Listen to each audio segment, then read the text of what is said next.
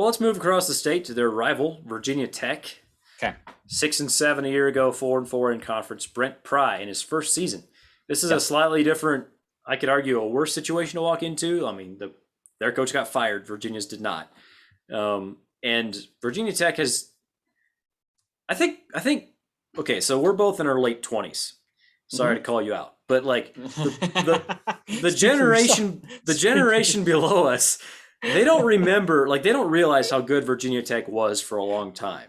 I know. Virginia Tech was like they might have the third biggest name in the ACC, or yeah, Yeah. no, that's pushing it, but top five for sure.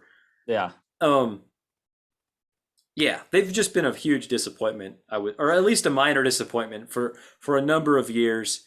I'm Yeah. curious to see like what Brent Pry does there. But again, we're talking again. We have another team that you kind of have to separate the long term prognosis from 2022. The number I have for them is 5.5 wins. Is that what you have as well? I have 6.5. 6.5. Where I'm Okay. getting it. Yeah, but I will gladly take your number. I'll go to whatever site you're Okay. betting on right now and take the over at Okay. 5-5. Yeah, feel good about it. Okay, and to your previous point, you talk about name like that. So this offseason, you go back and you watch like replays of old games. Mhm. I went back and watched 2010. Boise State came to Washington, D.C. and played Virginia Tech. It was technically a neutral site game, but I mean, it was like Yeah. 90% to 10% Virginia Tech fans. So yeah, Virginia, that was a top 10 matchup too, by the way. Like Boise, I think was 3, Virginia Tech was like 9, 10, somewhere right in there. Mhm. Really, really good football game. That was back when, yeah, Beamer ball, everything that went with that, the special teams.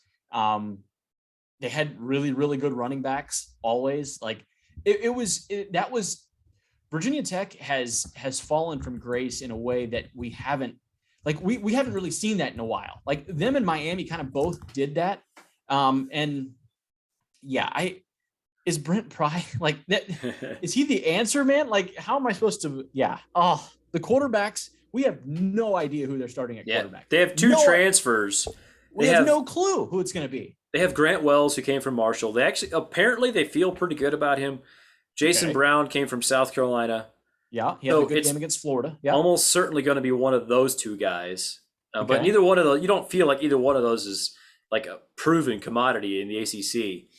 And there's no really proven offensive playmakers on this team. They did bring in Jaden Blue from Temple, the receiver. Like, again, you're kind of like, you might be leaning on a Marshall quarterback and a Temple receiver.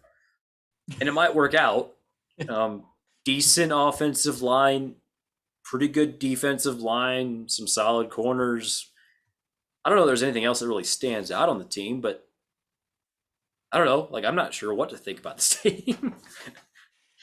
I think when I look at them, they avoid Wake Forest and they avoid Clemson in the crossover. True. So like your schedule isn't that difficult. You play Old Dominion, what is that, Wofford. You do have to play Liberty in the non-con, and West Virginia, but those are winnable games for you. Like you will Sure. those are like coin flip games, kind of like in my mind right now. Yeah. So like you get Duke and Georgia Tech, who are, I mean, that's a free win. Like that is literally the definition of a free win this year. Both of those schools are, in my opinion. More on them in a little bit, but like I think they go over, especially at 5.5. 6-6 and bowl eligible is where I see them this year. Okay. I'm not sold on Brent Pry long term. I'm like, yeah, I'm not. It's okay for me to say that I'm not. I'm just not sold on him yet. Maybe he'll prove me wrong. I mean, and good for him if he does. But when you go back and you watch like that 2010 Boise game that I talked about, like that was kind of like the high water, or not the high water mark, but like it's definitely gone downhill since, and like pretty much a free fall downhill. And it's sad to see him down there, and you do root for them to get back because there are certain schools where football's better when they're at that area. And yeah, when they're competing at the top of the sport, and that's where we want to see Virginia Tech, like long term. Hey, we can't talk about long term too much. We just have to focus on what they're going to do this year. But yeah, the over for Virginia Tech, and wishfully thinking that they get back to where they used to be a decade or 2 decades ago. They have to go to North Carolina, Pitt, and NC State. They also play Miami. Yep. You mentioned West Virginia. They have Boston College at home. This might come down to that rivalry game with Virginia. to see if they hit the over or not, and bowl eligibility with it.